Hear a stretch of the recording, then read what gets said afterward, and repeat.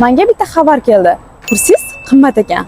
Va menga bitta insight keldi. Chunki qachonlardir mana xuddi shunaqa aytganman va pulim yo'q bu narsaga, hozir sharoitim bo'lmaydi, qimmat ekan degan so'zlarni juda ham ko'p ishlatganman.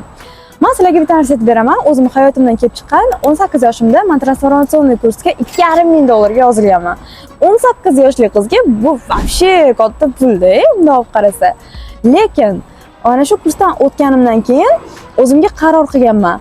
O'qidimmi, bu narsa okkupatsiya qilish kerak, ya'ni o'zini pulini oqlash kerak degan narsa menda doim kurslarga yozilsam va o'qib bo'lganimdan keyin o'sha yerdagi narsalarni bajarganimdan keyin 100% toch qilganimdan keyin meni daromadim 1-2 oydan keyin oshib ketgan.